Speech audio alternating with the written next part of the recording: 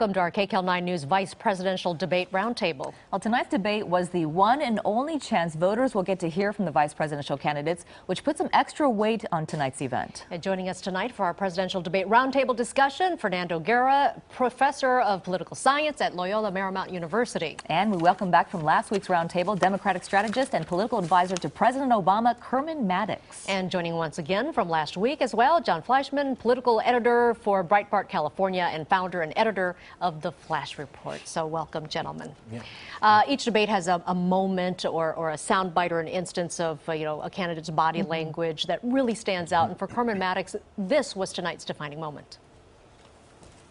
When Donald Trump says Mexicans are rapists and criminals, Mexican immigrants, when Donald Trump says about your judge, who's your judge, he said that Judge Curiel was unqualified to hear a case because his parents are Mexican. I can't imagine how you could defend that. Gentlemen.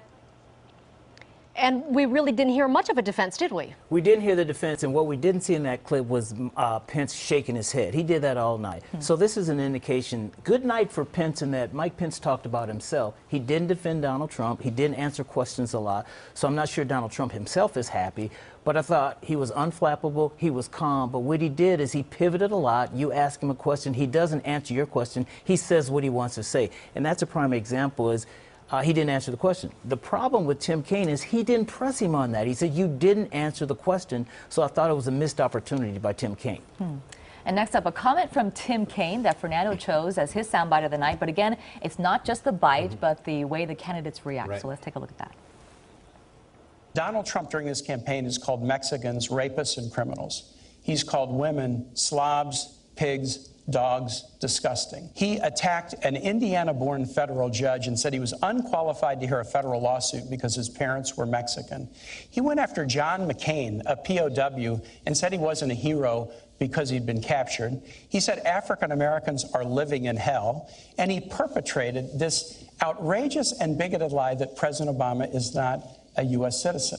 If you want to have a society where people are respected and respect laws, you can't have somebody at the top who demeans every group that he talks about. And I cannot believe that Governor Pence will defend the insult-driven campaign that Donald Trump has run. All right, I want to turn to our next segment. And Fernando, why was that so significant to you? Again, no response. There you saw that Tim Kaine was the attack dog. Attack, attack, attack. Pence didn't respond to those attacks and pivoted somewhere else, as Kerman said. Clearly, Pence, he helped himself for 2020. He helped the Republican Party in general, but he didn't help Donald Trump. He allowed a lot of the attacks to be there. Many polls suggest that Pence might have won, which is good for him, but he did not, I believe, dissuade any of the criticisms and negatives about Trump. He allowed Tim Kaine to continue to mention them without really rebutting them. Now, do you think it's because he just didn't respond or didn't have a response for Trump, or do you think he's actually looking forward to his own political career? I could tell you that I don't think that Trump himself was very happy with this. Of course, they're going to spin that he did a great job, that he won the debate. They're actually going to have a lot of data to show that he won the debate with some of the polls. But Trump himself is not, I don't believe he's going to be very happy about this. My response to that question is Mike Pence was looking out for Mike Pence tonight, not necessarily I Donald disagree Trump. with that. I think Donald Trump's going to be very pleased tonight because for a backhanded reason, which Kerman has mentioned before, we are changing the topic from the last debate and the midnight tweets, and at least for a day or two, I hope, the campaign will be right back on track. And of course, it's a strong indicator about Donald Trump that he would pick somebody with this kind of temperament to be his running mate. I think that speaks well for Trump. But not defending the boss, John? Do you think that's going to make him happy? Well, again, at the end of the day, it's Trump who spends his time in a debate talking about himself. An expert debater, as you'll see in the clip that I pick, pivots and doesn't spend more time on defense. You talk about things that are positive. That's called winning a debate. But don't you think he could learn something from Mike Pence's performance tonight? Debates matter, and maybe he ought to prepare? Yes. I sure do. Oh, look, you all agree on something. In fact, you mentioned that soundbite. So let's listen to Mike Pence. Donald Trump supports our veterans. He won't pay taxes. Donald Trump has paid all the taxes that he's. Do you not take deductions? Gentlemen, this How is does that work? about Syria. I'd like to ask but the it is question. about our honestly, troops. Senator. Honestly, It Senator, is about this- our troops. I understand why you How want to can change you it. I understand support why the you want to troops change if the you won't subject. pay taxes? I understand why you want to change the subject. And let me be very clear on this Russian thing. The larger question here. Do you think Donald Trump Gentlemen, is we're going to smart have to not time pay to get taxes? to Russia here. What we're but- dealing with is there's an old proverb that says the Russian bear never dies, it just hibernates.